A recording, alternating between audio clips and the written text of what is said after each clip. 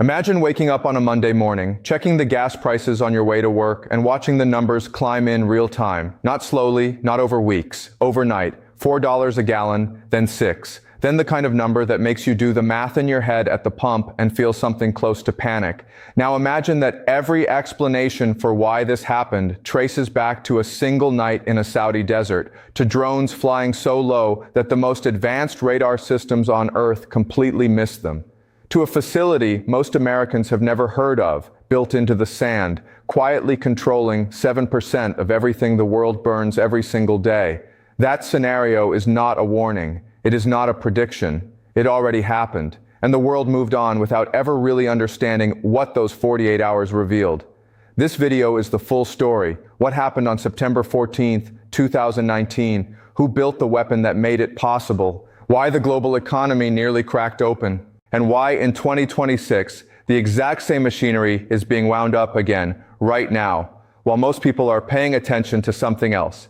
Stay with this, because by the end, you will understand something that almost nobody in your daily life does.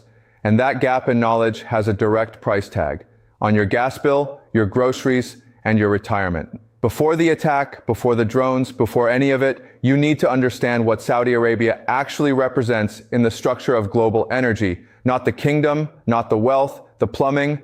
Saudi Arabia exported over $310 billion worth of crude oil in a single year. That figure represents roughly 16% of every barrel of oil that changes hands on the entire planet. 16% from one country through one network of pipelines and ports sitting in one desert. The kingdom produces approximately 9.7 million barrels of oil every single day, placing it alongside the United States and Russia as one of the three largest producers on Earth. But raw production volume is not the vulnerability. The vulnerability is what happens to that oil before it can reach anyone. Every barrel Saudi Arabia sells to the world, every single one, must pass through two locations before it can be loaded onto a tanker. Those two locations are the fulcrum of the entire global oil market. And until September 2019, almost nobody outside the energy industry knew their names. The first is Abqaiq. Abqaiq is operated by Saudi Aramco, and it functions as the central crude oil processing and stabilization plant for the entire kingdom. Oil that comes straight out of the ground is not shippable. It contains dissolved gas. It's chemically unstable. No tanker crew on Earth will load it in that state. So every barrel has to come to Abqaiq first, to be cleaned, separated, stabilized, and made ready for the ocean. At full capacity, Abqaiq processes approximately 7 million barrels per day.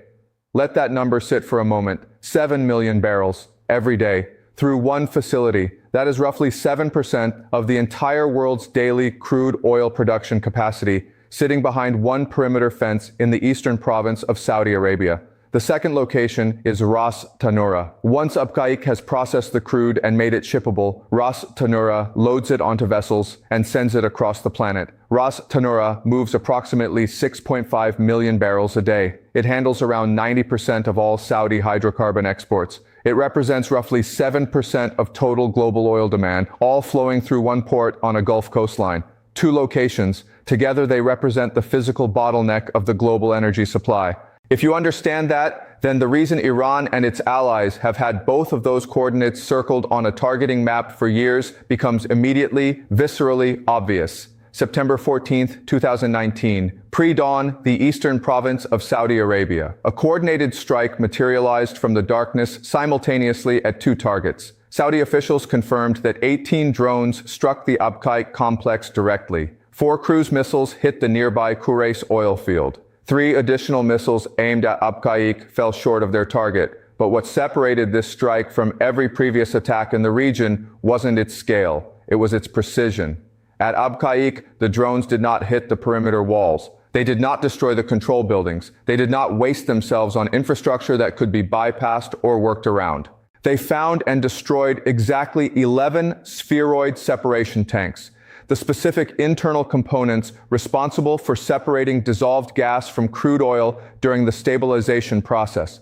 Think about what that targeting requires. Not general knowledge that Abqaiq is important, not satellite imagery of the compound from above. Detailed, technical, inside knowledge of how the facility works. The kind of knowledge that comes from blueprints, from people who understand the process, from intelligence that took years to develop. Whoever planned this attack understood Saudi Aramco's infrastructure at an engineering level. The result was immediate and staggering. 5.7 million barrels of daily Saudi production went dark.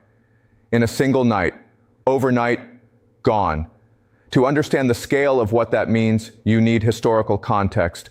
When Iraq invaded Kuwait in 1990, the supply disruption sent shockwaves through global markets and contributed to a global recession. When Iran's revolution collapsed their oil sector in 1979, the effects were felt across the entire Western economy for years. The September 14th strike was bigger than both of those events, measured by the volume of production lost in a single moment.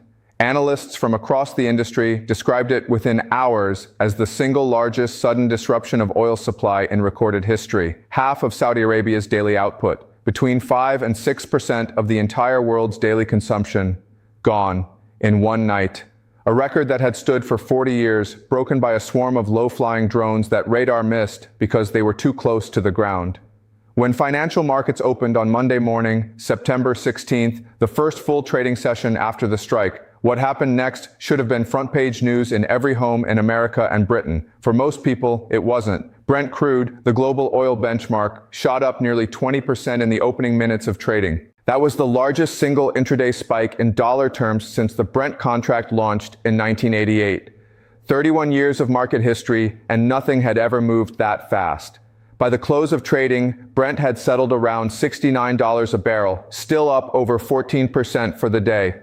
The American benchmark, West Texas Intermediate, surged between 10 and 15%, its biggest single-day percentage gain since the 2008 financial crisis. Analysts at Goldman Sachs issued warnings within hours. If the outage held for weeks, Brent could push well above $75. The word on trading floors was $100 oil, not in the distant future, soon. But the move in oil was only part of the story. Watch what happened to everything else. Investors began pulling money out of equities and moving it into gold, into Japanese yen, into US Treasury bonds. These are not normal trades. These are the moves institutional investors make when they stop pricing a specific risk and start pricing the possibility that the entire system is less stable than they thought. The fear trade. The classic signal that markets aren't responding to an oil supply disruption. They're responding to a demonstration of vulnerability in the architecture of the global economy itself. If you had a 401k that Monday morning, you felt it. If you filled up your tank that week, you felt it. The cost moved from a desert in Saudi Arabia to your wallet in under 48 hours, and most people had no idea why. Then something unexpected happened. Saudi Arabia recovered faster than anyone believed possible. By September 17th, just 3 days after the attack, Abqaiq was already processing approximately 2 million barrels per day again. By the end of September, total Saudi production capacity had climbed back to roughly 11.3 million barrels per day. More than 75% of the lost output was restored within a single week. Oil prices retraced, markets calmed, the 24-hour news cycle moved on, and the world went back to normal without ever stopping to absorb what those 48 hours had actually demonstrated. The vulnerability had been proven, the record had been broken, the attack had succeeded, and the recovery, miraculous as it was, didn't undo any of that. It just meant the next attempt would have to be more persistent. Now we get to the part that nobody ever resolved, because the question of who actually carried out this attack has never been officially settled, and that ambiguity is not accidental. It is the whole point. Yemen's Houthi movement, formerly known as Ansar Allah, claimed responsibility within hours of the strike. Their spokesperson said 10 drones were deployed and warned explicitly that future attacks would expand and grow more painful for as long as the war in Yemen continued. The United States and Saudi Arabia rejected that account immediately and completely. Secretary of State Mike Pompeo went public, calling it an unprecedented attack on the world's energy supply. He stated directly that Iran was behind it. He cited nearly 100 previous attacks on Saudi Arabia that American intelligence attributed to Tehran.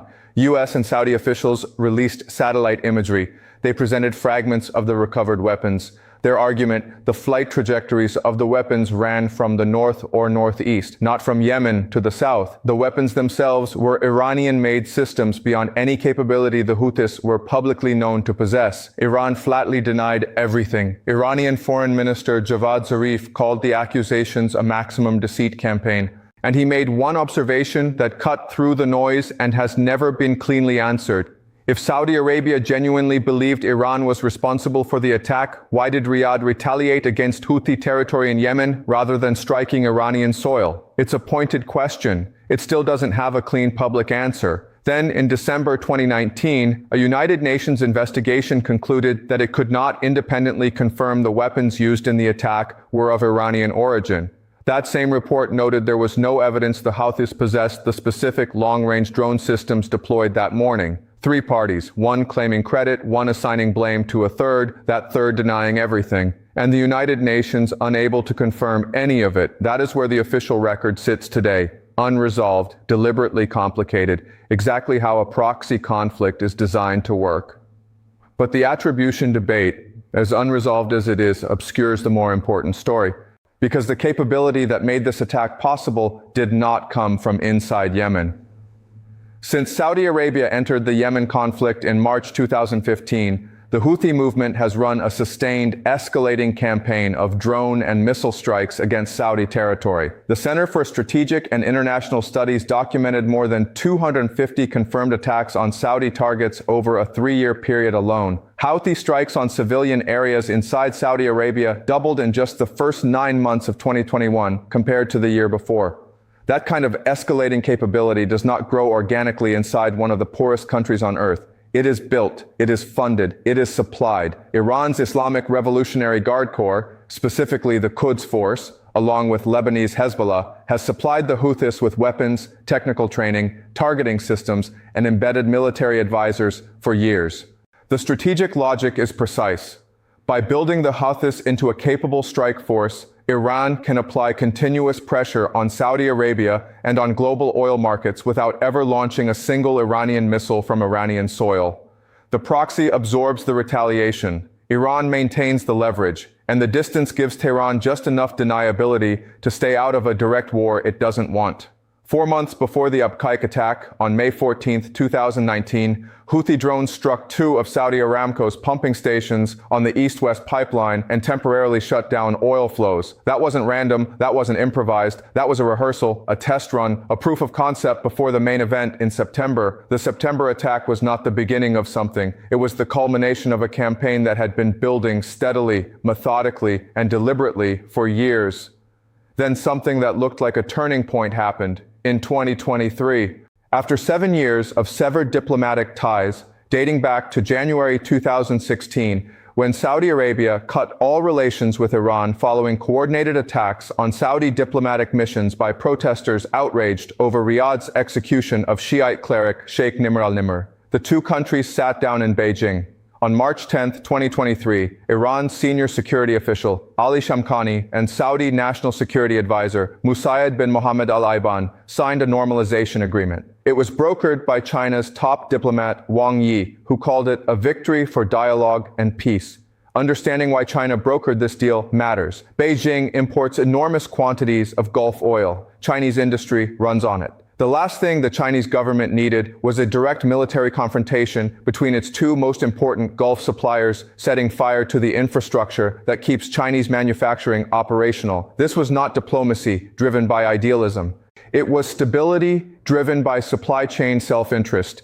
China stepped in, stabilized the relationship, and collected the diplomatic credit for doing it, a significant piece of geopolitical positioning at a moment when U.S. influence in the region was visibly eroding. Saudi Arabia's implicit expectation going into that agreement was that Iran would restrain Houthi activity against Saudi energy infrastructure as part of the new arrangement. That expectation reflected a misunderstanding of how proxy relationships work. A government-to-government handshake does not disarm a non-state armed group that has spent years building its capabilities, its doctrine, and its identity around attacking Saudi targets. The Houthis did not sit down in Beijing. They did not sign anything. They remained armed, funded, and operationally active throughout the entire normalization process and every day after it. The agreement existed on paper. The proxy network existed in the real world.